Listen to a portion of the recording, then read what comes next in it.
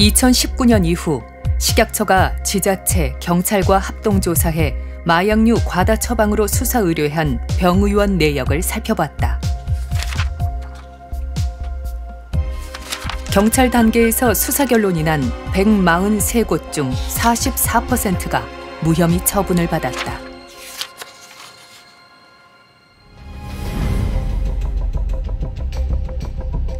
같은 기간 식약처가 2번 이상 수사 의뢰한 병의원은 16곳.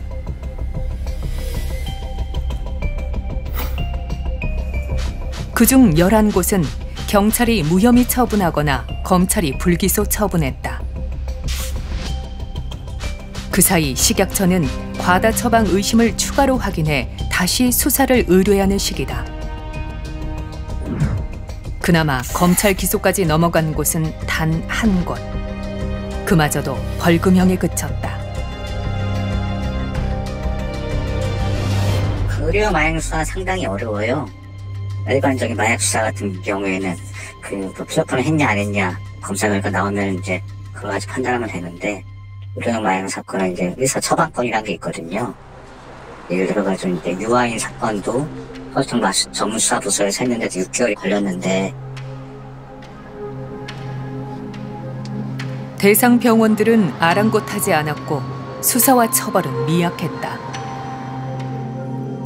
수사선상에 올랐던 의사들은 오남용 사실을 몰랐다, 환자들에게 속았다고 주장했다.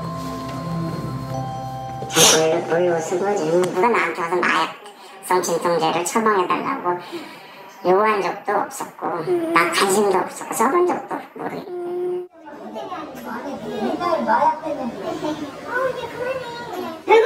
사실상 그럼 좀 처방이 조금 잘못됐다. 아니야. 나는 제대로 처방한 거기 때문에 벌금형이 나온 거야.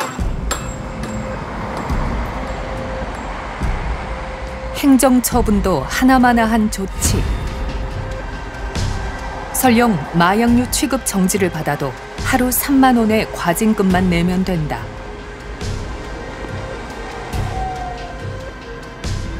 제재와 처벌이 미미하다 보니 일부 의료인들은 의료용 마약류 처방을 손쉬운 돈벌이 수단으로 삼는다.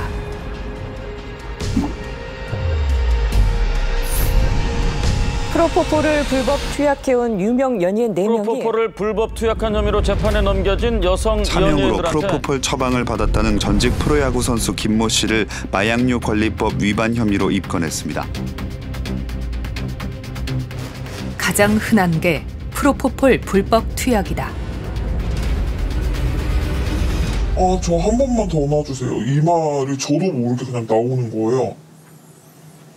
근데 그런 말을 이제 하면 보통 병원은 그냥 집에 보내야 되는데 이 병원에서는 그냥 한 번 더 놔주더라고요. 며칠 동안 실장한테 연락이 왔어요. 시술 좀 하실 거 있으면 조금 일찍 오셔도 된다고. 프로포폴 중독 재활 중인 조 씨가 밝힌 일부 병의원의 실태는 놀라웠다.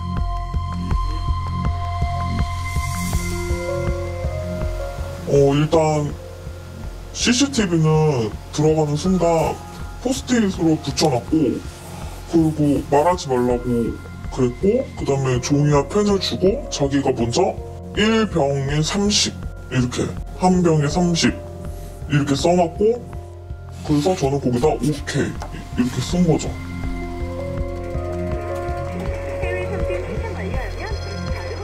프로포폴 불법 투약 거래는 현금으로만 했다고 한다. 최근 자동화 기기에 카드 이제 10병 했잖아요. 그러면은 더 하고 싶잖아요. 그러면 링거를 꽂았으니까 밖에 못 나가잖아요. 그러면 체크카드랑 비밀번호 주면 간호사들은 뽑아와요. ADHD, 주의력 결핍 과잉 행동장애 치료제도 병의원에서 과다 처방하는 의료용 마약류 중 하나다.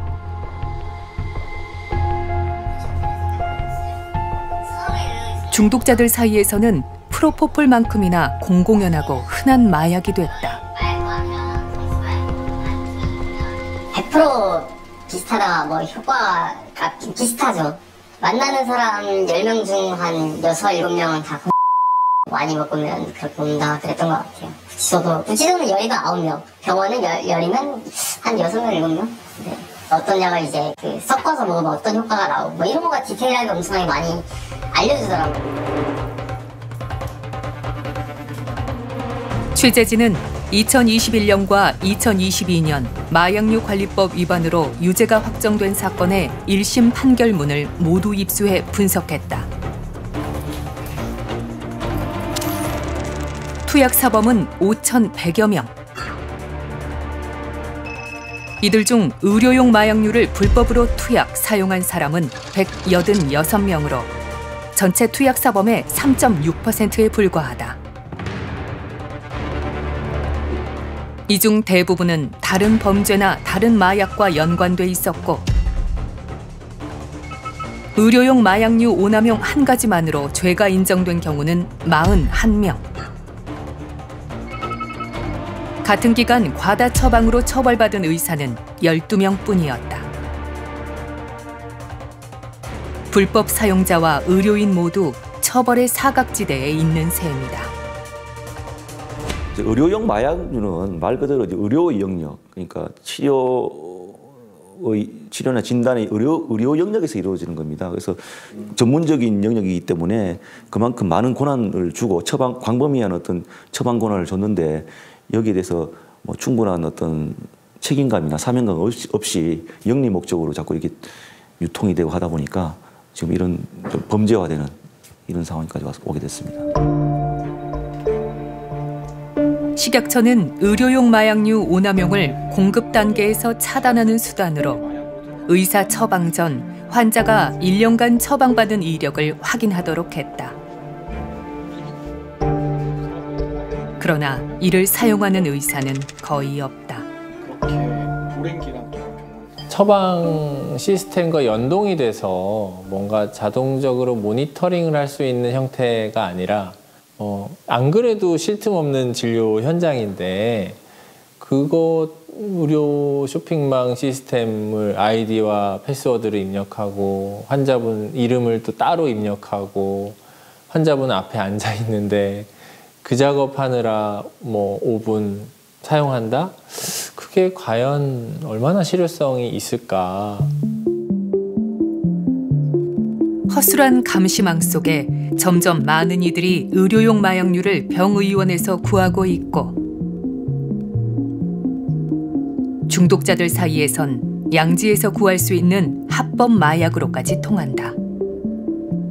불법 마약을 하고 있는 환자들은요, 거의 90% 이상은요, 합법 마약이라고 자기들끼리 얘기를 하는 건데 의사를 통해서 대체 마약으로 복용할 수 있는 그런 오남용이 가능한 중독성 약물에 대해서 빠삭하게 알고 있어요. 의사가 처방한 약이니 불안감이나 죄의식도 덜하다. 제가 탄 다음에 걸렸다 싶으면 의사도 이제 인정을 하는 거잖아요. 인정을 하는 순간 자기도 이제 오신이라는 게 인정이 되고 거의 이제 마약을 처방해준 거랑 어떻게 보면 똑같은 거잖아요. 그러니까 인정을 좀 당연히 안 할 거라고 생각을 하는 거죠.